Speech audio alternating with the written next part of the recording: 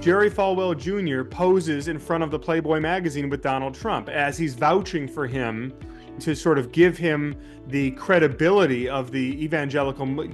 You just couldn't make that up. From Interfaith Alliance, this is The State of Belief. I'm Interfaith Alliance President Reverend Paul Brandeis Raushenbush in New York City. Tim Alberta grew up as the son of an evangelical pastor.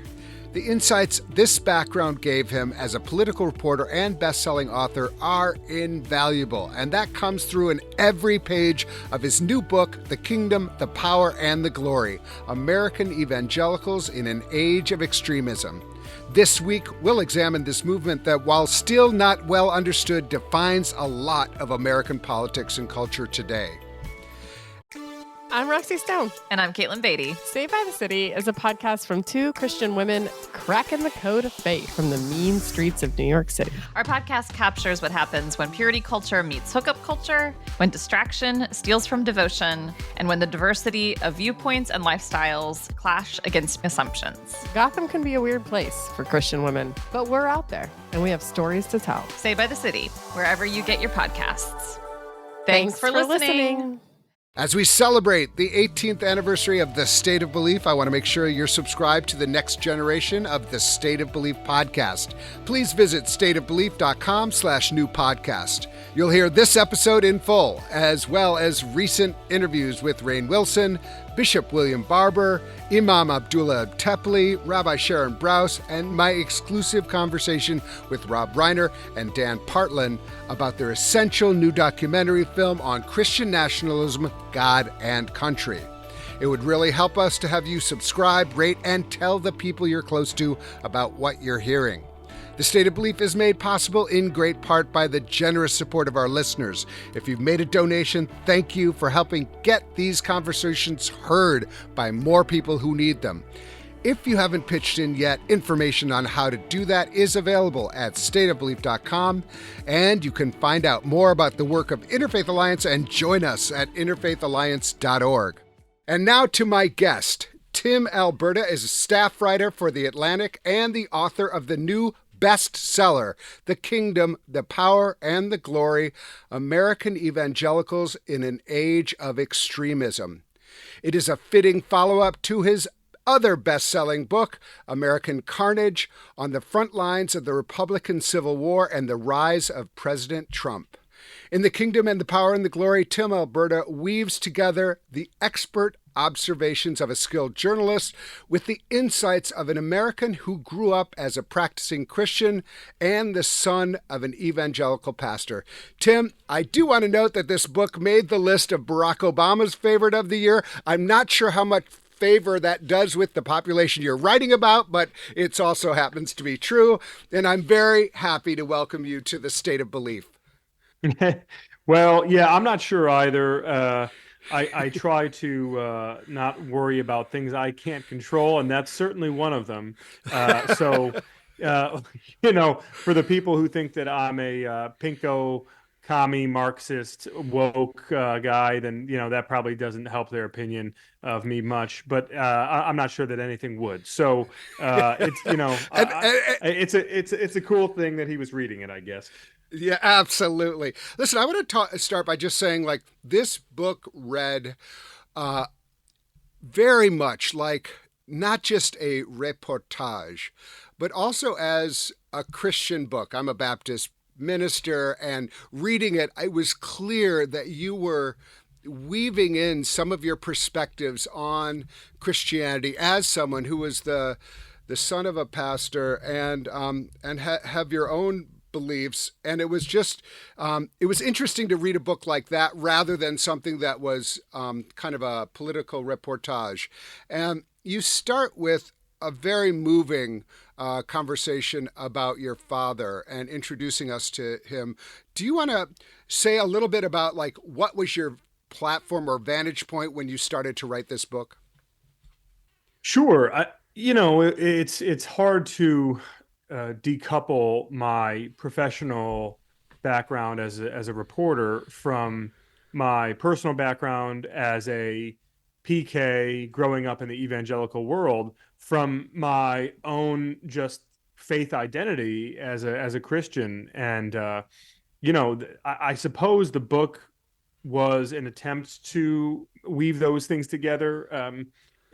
But that being said, I mean, the book itself was never in the cards. As I explained early on, the book was really born out of first the kind of ugly interactions that I had with some folks from my home church around the time of my father's death and his funeral, and people basically wanting to pick fights with me about politics while we were trying to bury my dad, which was a very unsettling thing.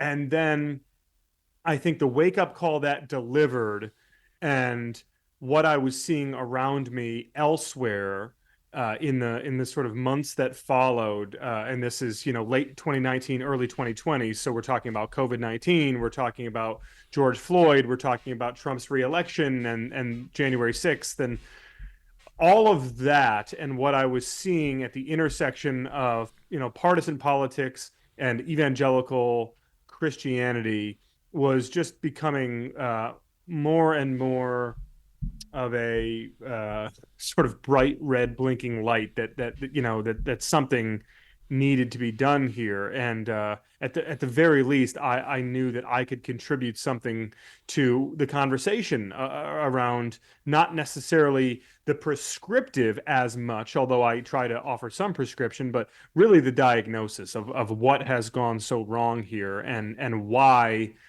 the evangelical movement seems to have lost its way. Well, the book is kind of amazing because you read through it and you're like, it's very much of like a who's who in the evangelical world, not in a bad way. It's not like, here are the bright, shiny objects. You actually intersperse like the big names with pastors on the ground, in a really wonderful name. But you do get this big picture of specifically the kind of, I would say mostly like the white male evangelical world. I mean, those are primarily the people who you interview. And it's fascinating to see almost like a consistent narrative of how they kind of went from one thing to another. I mean, not all of them, but what was some of the diagnostic that you discovered as you went out and got all of these people to be in conversation with you? I think one of the thematic through lines of the book is understanding the ways in which our faith identities have become wrapped up in, almost inextricable from, our political identities and our kind of cultural, social identities and our national identity, and understanding how that has happened and how it's progressed, and some of it has happened very subconsciously, I think. In other ways, there's been a conscious, concerted, very well organized, well funded effort to effectively merge the evangelical church with the Republican Party. And that understanding the history of that, early in the book, I sort of flash all the way back to the 1970s and look at Jerry Falwell Sr. and his construction of this machine, with these cogs of first his megachurch in Lynchburg, and then the growth of Liberty University, and then ultimately the moral majority, and how he uses this machine, this apparatus, to begin to not only kind of impose the evangelical movement's will on the Republican Party, but I think even more so to convince more and more Christians at the grassroots level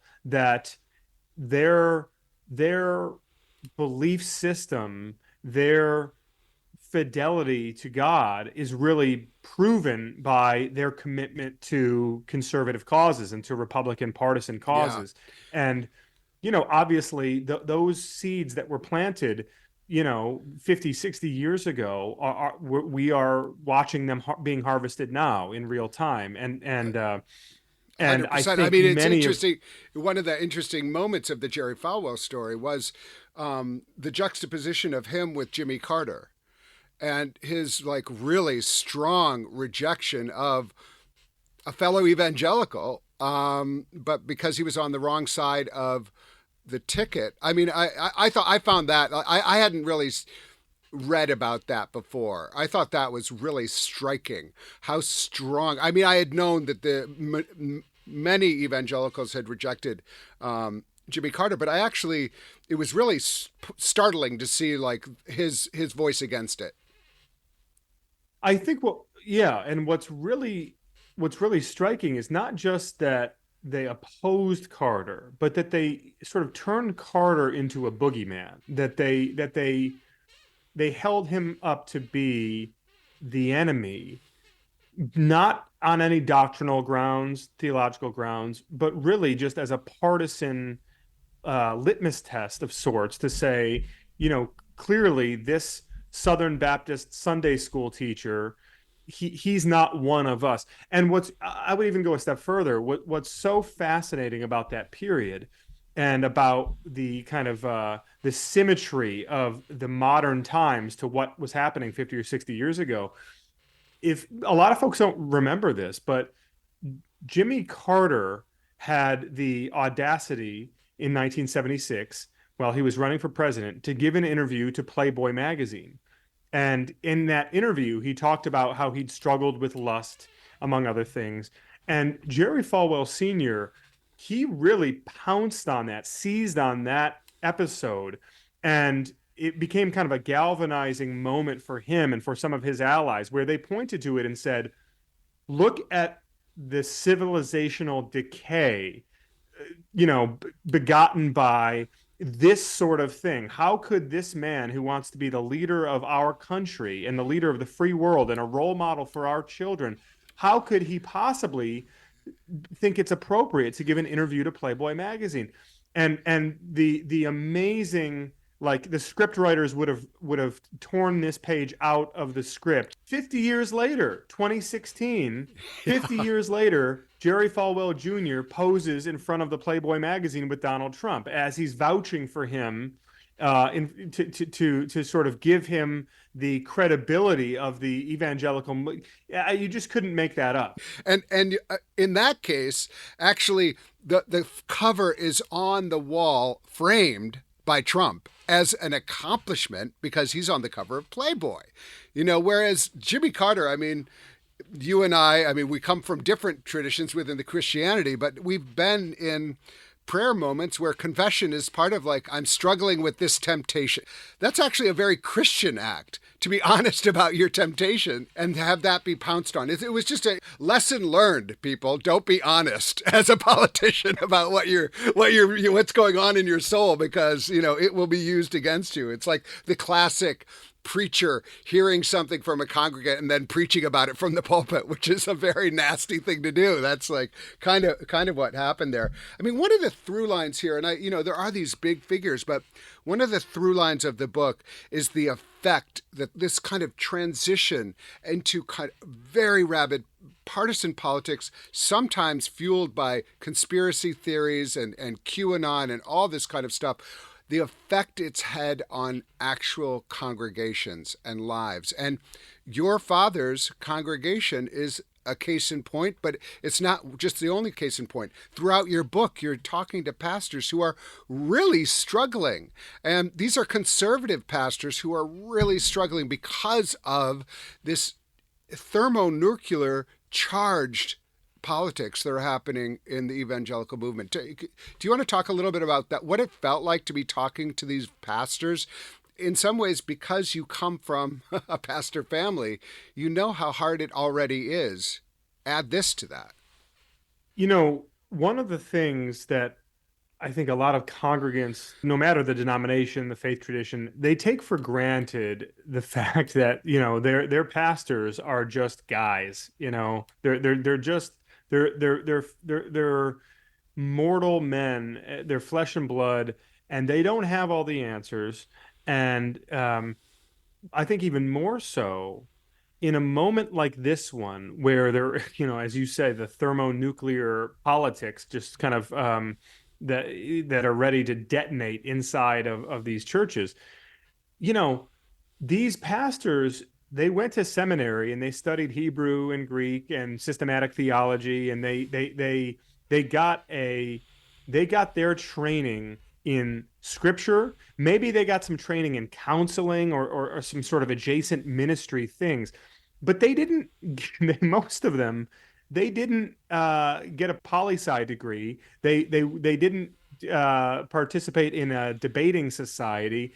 They weren't equipped. They weren't prepared to enter into this sort of noxious partisan fray and kind of try to negotiate a ceasefire in the middle of a congregation that's like descending into civil war. That's just not how these folks are equipped for ministry. And so that's a big piece of this, because as the, call it whatever you want, the Trump era, all of the madness around COVID-19, all of this stuff that has come for the church in recent years, particularly for the conservative white church and the evangelical church, you have these really divisive, polarizing debates happening inside of the church, and you've got these different factions that form, one of which wants the pastor to take a particular side on an issue. Another faction wants the pastor to take the other side on the issue. Another faction, probably the biggest faction in most cases, doesn't want the pastor to say anything at all.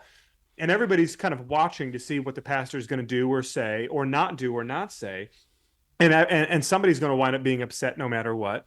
And in the meantime, that pastor is trying to prepare a sermon. He's trying to counsel a broken marriage. He's trying to take care of his own kids at home. And what's happening is, inevitably, you've got some number of people who wind up getting really upset, and they wind up leaving. And on the way out, they're saying things, doing things that are kind of sowing further division.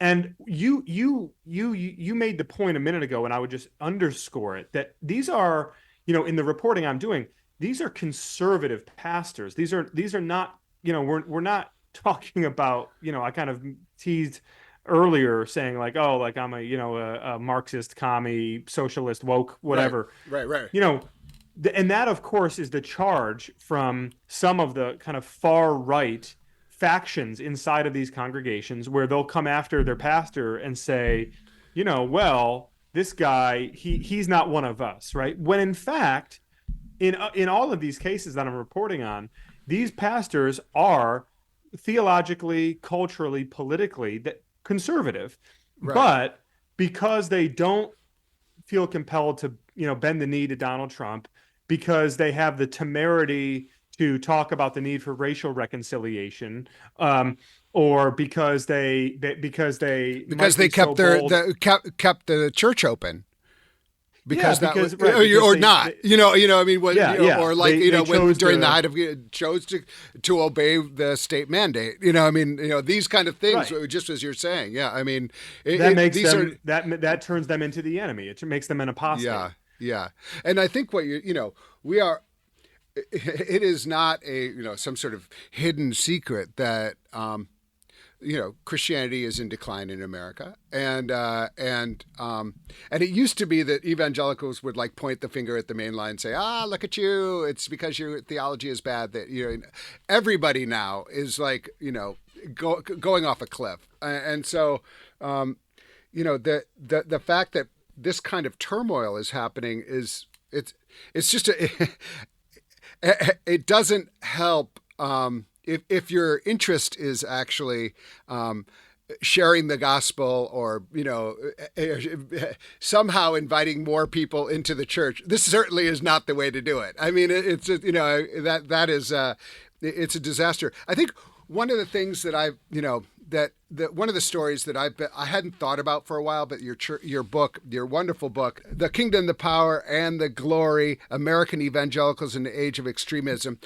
Your book brought up the figure of Al Mohler in the Southern Baptist Convention, and he's an example of someone who just changed, flipped, totally went from one perspective specifically around Trump, to another perspective around Trump. Radical 180. And I'm just wondering, like, talk about your experience with Al Mohler and like what that taught you about what's happening. Well, I would note first that Al would not speak with me for the book. I had reached out and tried to speak with him, but it just got crickets. And so I don't spend a ton of time on Al in the book, but I do note this evolution you're describing. In 2016, Al Mohler, who's arguably the most prominent theologian in the Southern Baptist Convention, is the head of Southern Seminary, very prominent figure in evangelicalism. Al Mohler was really one of these guys who was at the tip of the anti-Trump spear, who just, said never means never. Like and I forget exactly what he said, but it was something to the effect of like, I wouldn't want this guy to be my neighbor, much less my president, right? Like he was just very clear that, hey, when we talked about morality and integrity and character mattering during the Clinton years, we meant it. And so, he was staying consistent to that, which I had a great deal of respect for that position. Not because of the partisan implications, not because it was about Trump, but because it was about a standard and that standard needs to be fixed and consistent. Well, you fast forward to 2020, and then in the aftermath of 2020, I think this is when the biggest change became visible because, and this was where I would just emphasize this. It wasn't just what happened around the end of Trump's presidency. It wasn't just January 6th or any of that.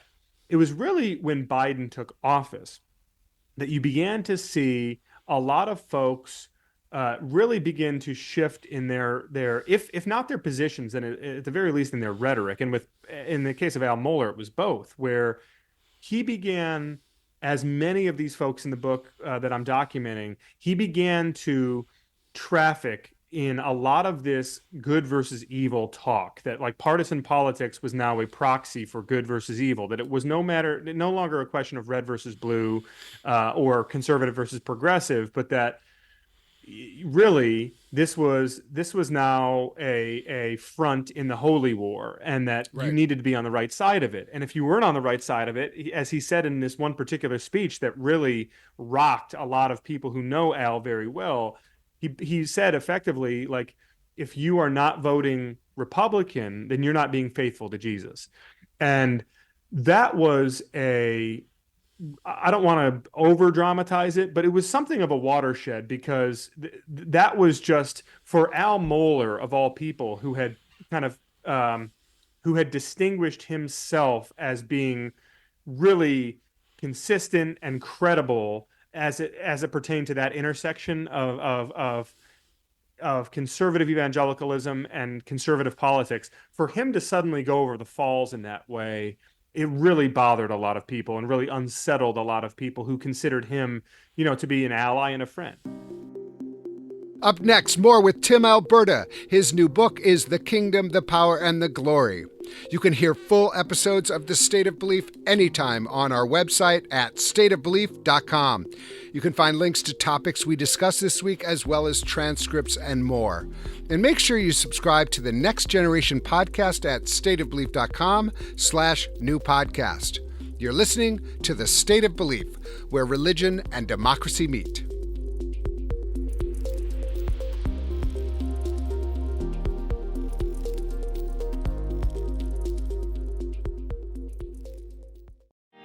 Hey there, curious minds. Get ready to embark on a unique journey at the crossroads of money and religion with our new podcast, Money Meet Meaning. The seductive effect of money, we think it can do the work that God does because there's something about money that does that. It's wild. I'm Amber Hacker. And I'm Tom Levinson. Tune in for a blend of wisdom and levity as we decode the path to a more meaningful relationship with money. I think giving, and this is a little crass, but I feel like it's the ultimate middle finger to money.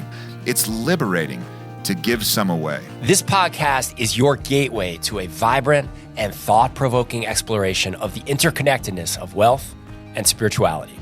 Join us as we unravel the surprising influence of ancient wisdom on modern finances. Faith pervades people's lives and our society. And because money is such an important part of people's lives, exploring that intersection of faith and money, I think, is super, super interesting.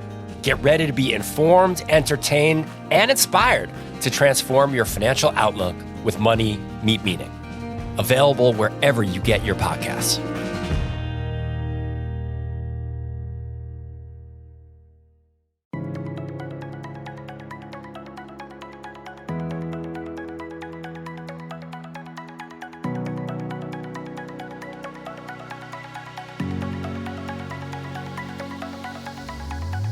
Welcome back to the State of Belief. I'm Interfaith Alliance President, Reverend Paul Brandeis Raushenbush. My guest is best-selling author Tim Alberta. His latest book is The Kingdom, the Power, and the Glory: American Evangelicals in an Age of Extremism.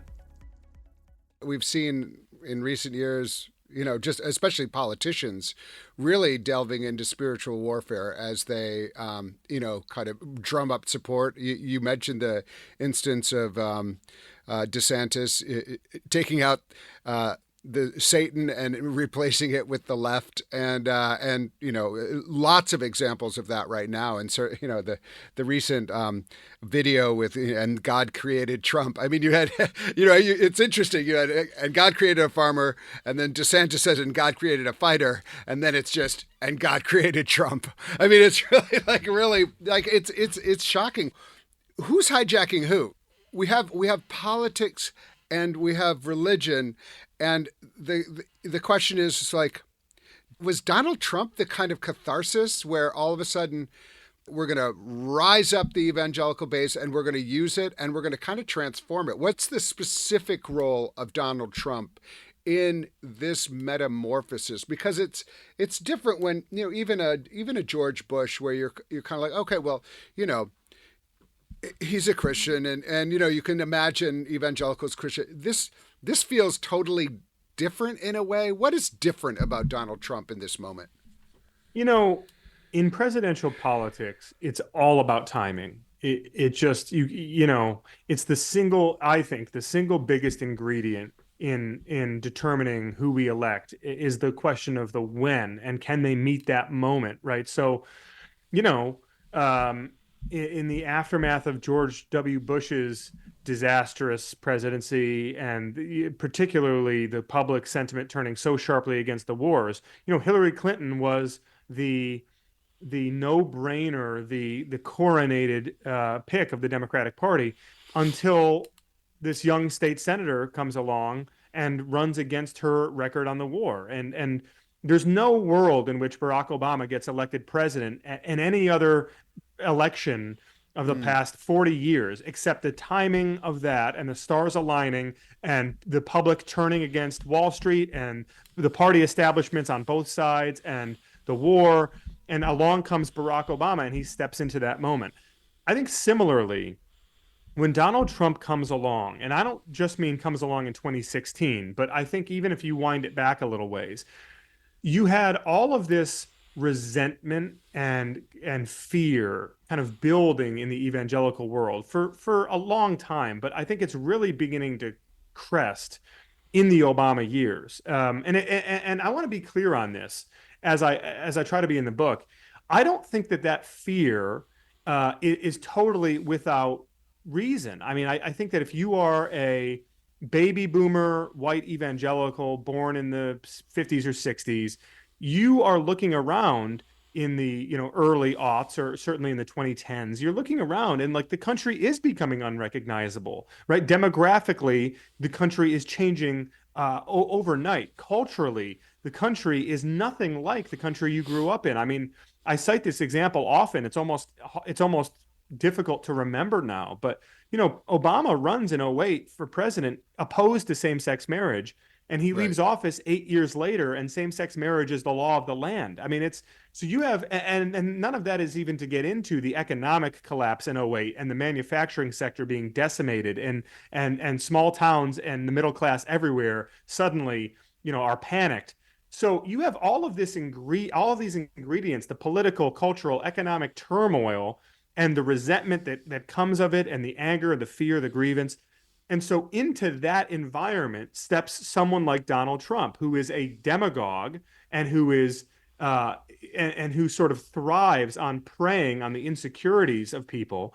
And he is willing to do things, say things that no other Republican politician was willing to do or say, to exacerbate those fears and to parlay them into his own political success. And so I don't think that Donald Trump, I think that sometimes he gets too much credit, or maybe too much blame, depending on the perspective, for like creating this moment that we are in.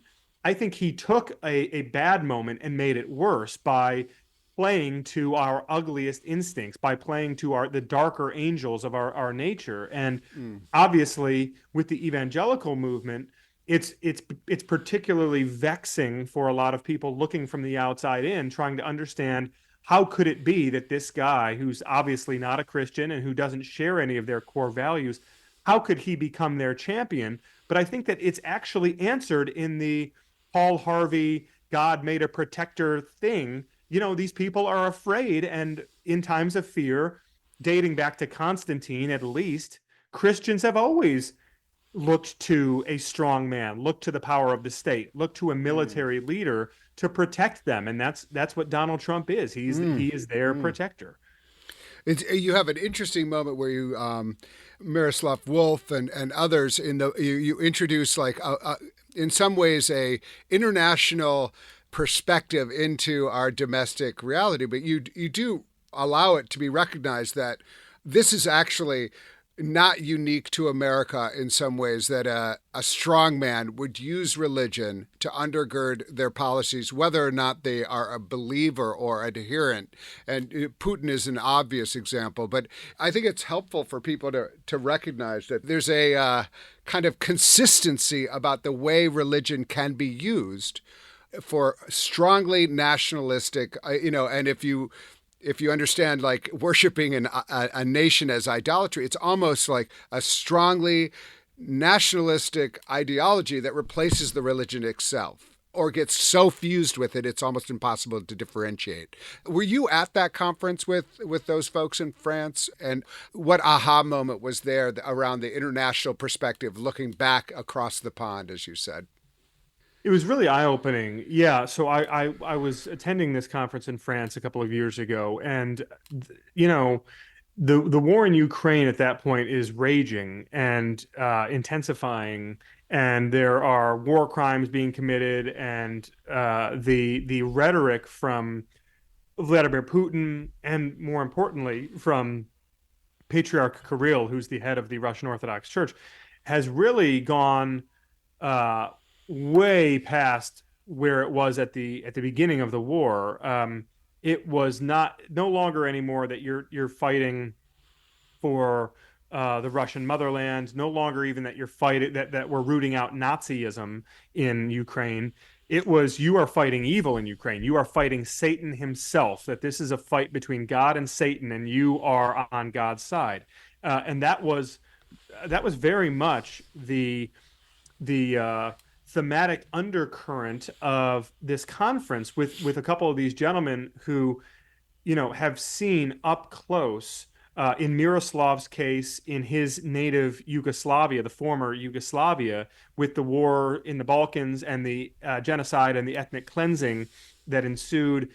But then in the case of this other man, Cyril Hoveron is his name, and he was a Russian Orthodox monk who worked inside of the Orthodox Church under Patriarch Kirill, was sort of his right-hand man, and now he is living in exile. And they were both describing from their own unique experiences and vantage points how the fusing of a religious fanaticism and a religious justification with an authoritarian political impulse and political agenda creates the environment for a disastrous identitarian conflict, where you believe that you have license from the Almighty to not just to fight, but to to be a barbarian and to I mean, do that which you could never justify otherwise. And I mean, I'm going to read, I'm going to read your own words to you, but I think in some ways you're paraphrasing Miroslav Volf here, where you say there are three features of creeping totalitarianism in the name of religious conviction. The first can be seen when leaders assert the primacy of an ethnic or cultural identity over shared humanity. The second is when they stress the purification of those identities, inevitably leading to a form of ethnic cleansing. The third is when violence becomes legitimized for the protection of group identities. That feels to me like just a very clear progression. One of the things that I do want to talk about is violence in this. I had Jeff Charlotte come on the show to talk about his book, The Undertow, Scenes from a Slow Civil War. And he said in his 20 years of reporting on the religious right, he has never seen so many guns. And in a lot of polling, unfortunately, there is a sense that violence may be necessary. And I just, when you have all of this rhetoric and all of this us versus them, and then it becomes like a spiritual war, then and if the consequences are good versus evil, almost anything can be legitimized. I mean, how does violence play into what you were hearing? Well, you just put it perfectly, and that's why I wrote that chapter from France, to take the American experience and put it on hold for a moment and step back and understand not just what's happening right now in Ukraine, but what's happened for hundreds of years, when you see that fusion of authoritarian political impulses with kind of religious zealotry, religious fanaticism, and ultimately religious justification for violence. And it doesn't end well. And the idea that it can't happen here is just foolish, because for one thing, in my reporting, in my travels, you see the appetite for conflict. You see and hear people talking to you very openly about violence coming and their willingness, their readiness to partake in it. But even more so, I mean, January 6th was not some outlying event, I don't think. I mean, listen, I'm grateful that we have not had a similar at scale flare up of political violence since then. But I think we are probably in for a sustained period of political violence in this country. I think the ingredients for it are there. And if you talk to anybody who works in the counterterrorism world, they will tell you that this is now their single biggest priority. That all the intel they have suggests that domestic white nationalist violence, and much of it, at least some of it, informed by and rooted in terrible, flawed, distorted theology, that is a real and present danger. And anyone who wants to pretend that it's not is just kidding themselves. Yeah, that's just terrifying. One of the, again, back to this being almost a Christian book as well as talking about Christianity, is your reflection on power. And you do this really, you kind of do it was very much like sermonic almost, and like, let's go back to the Greek meaning of the word. But it's really important, I think, to understand how you understand power, to understand what you're trying to do with this book. Like, how do you understand the way power is factoring into the calculations of the folks you're talking about in this book? So in all three sections, the kingdom, the power, and the glory, it's a book in three parts. It's not just the title, for anyone listening who thinks that it might be. So in all three sections of the book, I really try to establish that there is theologically, doctrinally, that there is a kingdom that exists and that is promised to us, and yet we are fighting for this counterfeit kingdom, that there is real power in Christ that is promised to us, and we are pursuing this counterfeit power. real glory that we have in Jesus, and yet we pursue this counterfeit glory.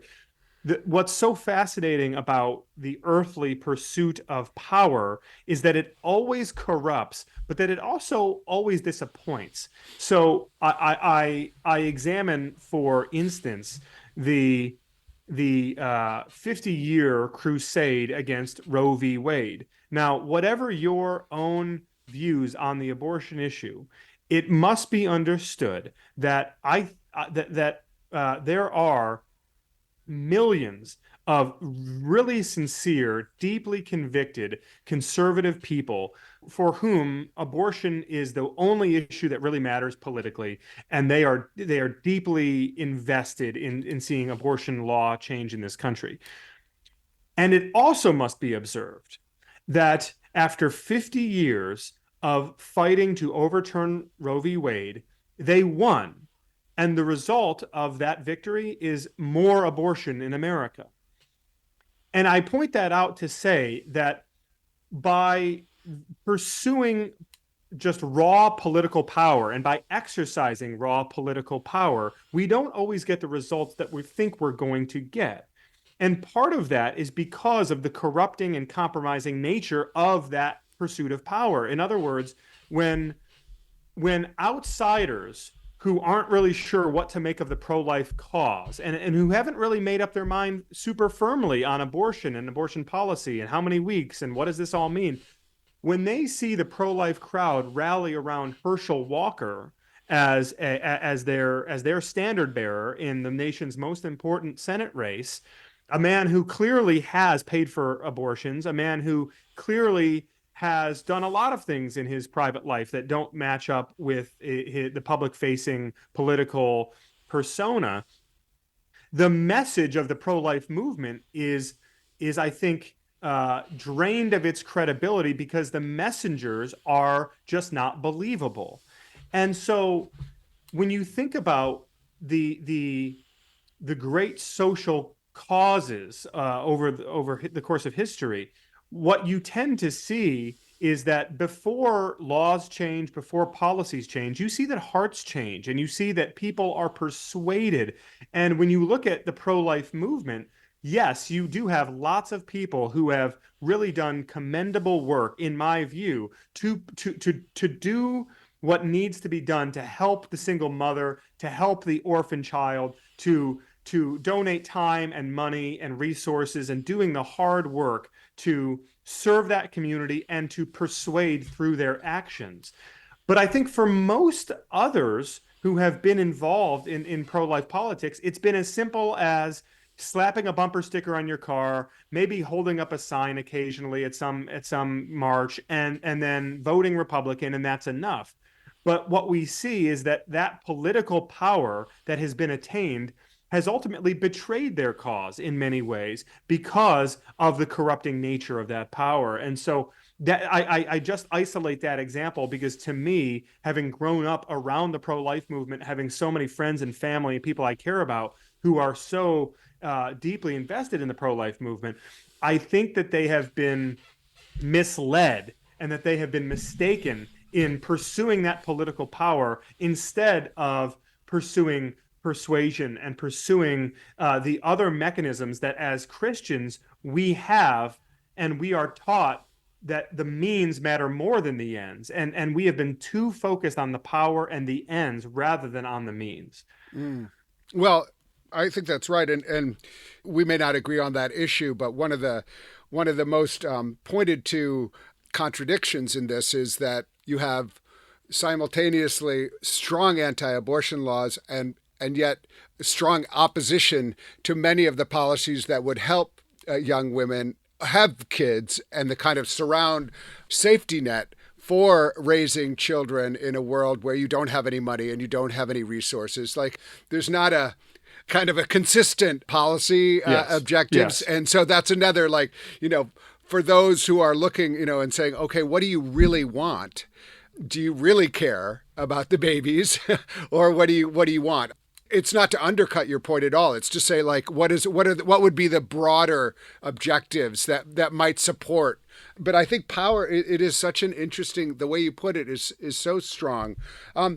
In my work, we see a lot of what you describe. We may not agree on all policy things, but we're very concerned about the way this translates into a political movement that is trying to exert a kind of power that feels very much like an establishment of a theocracy. And so we try to get out there and do things to counteract it. But my question to you is, what are helpful and unhelpful ways to be, if we see this movement as a problem, not just for our body politic, but for the religious tradition of evangelicalism in America, what are ways that both people within and without can be helpful, and what are ways that are not so helpful? Sure.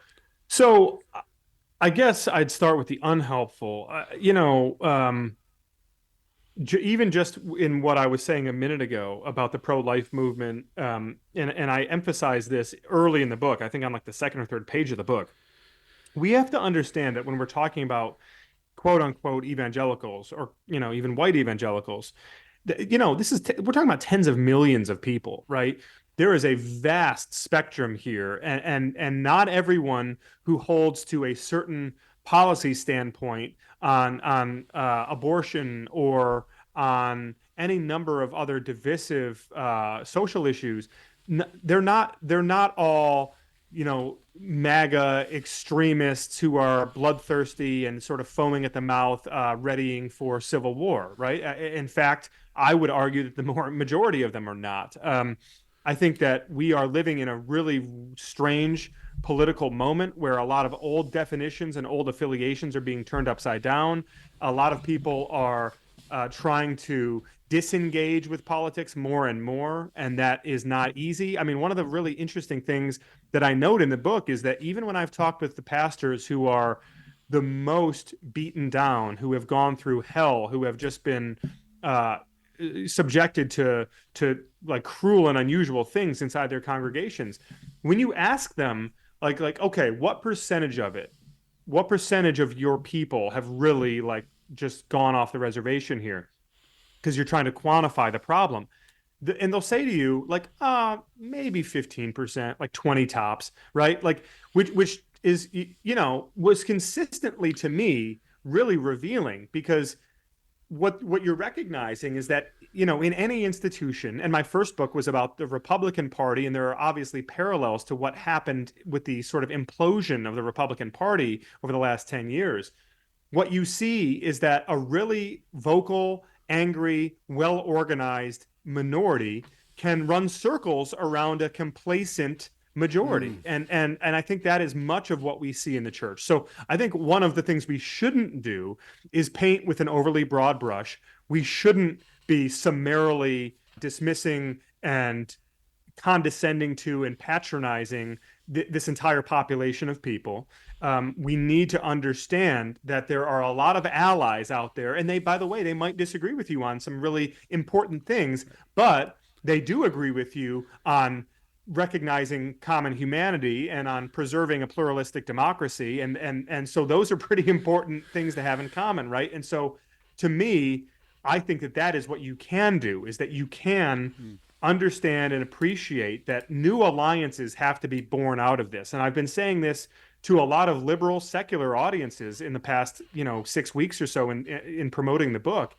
There has to be an understanding that if the threat is real, the threat of violent Christian nationalism, if it in fact is real, then finding allies in the evangelical world who don't want anything to do with that violent Christian nationalism is of the utmost importance. And setting aside maybe some of the other disagreements for now, recognizing that that there's a bigger picture here. That it's something that I can't stress enough. That is really helpful, and I think it's absolutely true. And you see some really powerful examples of that. I think probably the most visible is David French and some of the other folks who really are articulating a dismay around what's happening. The question is to what degree are there institutional organizations within the kind of broader evangelical church as you understand it, who are speaking up in a way that can be can function as a entry point into an alliance. This is like, I'm now getting into my role as an organizer. I'm just curious, like, have you seen like institutional organizations within the evangelical church who you feel like would be open? And I want to underscore, before you underscore something really important that you said. It's like, I think it gets to the question of like, what are we willing to do to preserve our democracy in this moment? What are we willing to do to preserve the kind of fabric of our society, even when we have issues that we disagree on? What are ways that we can make sure that we are going to move forward with a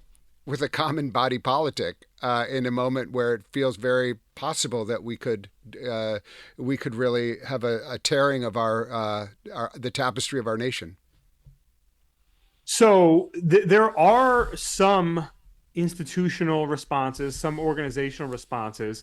Some of them are more visible than others. I think, and that's in part by design, because what the past few years have shown us is that a lot of these people are really scarred, and they are trying to figure out, okay, how can we walk alongside people? How can we build up these churches? How can we support these pastors without putting a target on their back? Right. Because they think that we're a bunch of, again, commie, socialist, Marxists, whatever, right? Woke Christians. So it's interesting. You do see some of these folks who are forming public-facing efforts, which I write about a little bit in the book. But then even more so, you see a lot of behind-the-scenes kind of networking and collaborating and kind of sharing of best practices. You're even seeing that locally, informally, at the grassroots level. I've talked with pastors just in the last few months who, for the first time, are really, because you know how this works, right? The clergy has this kind of weird, rivalry complex oftentimes where, you're friendly with the other pastors in town, but you're not necessarily like trading secrets with them, right? Because, that's, you've got your own congregation. But for the first time, it feels like you're hearing now about a lot of crossover, a lot of these guys leaning on each other and workshopping together. So I do sense that it's happening organically now in ways that we hadn't seen before, but it is also happening institutionally. And I think this election year is going to really be a proving ground to see how effective some of those efforts are. How has this been received within your own tradition, this book? I can only imagine if people have the gall to confront you at your father's funeral, like what kind of pushback are you getting on this book from those who you might view as your home tradition? Well, listen, not everybody likes it, and that's fine. I've actually been pretty encouraged, and maybe this is just me choosing to be optimistic. I don't know that it is. Maybe it is. But I've actually been really encouraged at some of the feedback I've gotten from people at my childhood church, people who I know think differently than I do about some of these things, but who are really receptive to the message and who are, I think allowing it to challenge them a little bit. And that's all I can ask for. Look, I have definitely received some ugly feedback, but that's to be expected. I think the thing that's been most surprising to me is that the scale of feedback I've gotten, not just from my individual home church, but from my tradition, from a lot of conservative evangelical folks who have reached out and who have said, yeah, this is a problem, and we need to deal with it, and it's about time that more of us were willing to speak honestly about it. That has been the overwhelming feedback that I've gotten, and that's been really surprising and really encouraging. So I think that the Lord is working in a lot of hearts here, and it might not be a quick process of healing, but I do think that the process is underway. Wow. Last question we ask everybody who comes on the show. What gives you hope right now, given all that you've written about Tim Alberta and this book and the world you're in? What gives you hope? What gives me hope is that the tomb is empty and that Jesus is who he says he is. There's just maybe that's the most pat standard answer I could give on a program like this, but it's just the truth. And, he told us that in this world we would have troubles, but to take heart, that because he overcame the world. And I choose to believe that. And I believe it to my core. And I know he also told us that, that this wasn't going to be easy, and that it wasn't supposed to be easy. And I think that we in the American experience have always had it pretty easy, and we don't necessarily know how to deal with it when it gets hard. But, Peter had it pretty hard. Paul had it pretty hard. The first century church had it pretty hard. The church throughout much of history has had it pretty hard. And in fact, the church today in parts of the Middle East and Africa and Asia have it pretty hard. So I'm not going to feel sorry for myself or sorry for our situation here. I'm going to try and do something about it. But ultimately, even if it doesn't get better, and even if it gets a heck of a lot worse, Jesus is on the throne. And so I feel pretty good about that. Tim Alberta is a staff writer for The Atlantic and the best-selling author, The Kingdom, the Power, and the Glory, American Evangelicals in an Age of Extremism. His previous book is titled American Carnage, on the Front Lines of the Republican Civil War and the Rise of President Trump. Tim, really great to have you on with us today on The State of Belief. Hey, Paul, it was my pleasure. Thanks very much for having me. And Godspeed, God bless with all of your efforts. Please be sure to subscribe to The State of Belief at Apple Podcasts or your favorite podcast platform, or at stateofbelief.com/new podcast. We need your help to keep making The State of Belief. Become a partner in this crucial work with a financial contribution today. Information on how to donate is available at stateofbelief.com. That's stateofbelief.com. And share what you're getting out of the show with the people in your networks. Let's get more people listening and keep these conversations going on Facebook and Instagram. And our handle is @StateOfBelief. The views and opinions expressed on this program do not necessarily reflect those of Religion News Service or Religion News Foundation. The State of Belief is produced by Ray Kirstein and is a production of Interfaith Alliance. Become a member today at interfaithalliance.org. And be sure to join us next week. I can't wait. Until then, I'm Paul Brandeis Raushenbush on The State of Belief, where religion and democracy meet.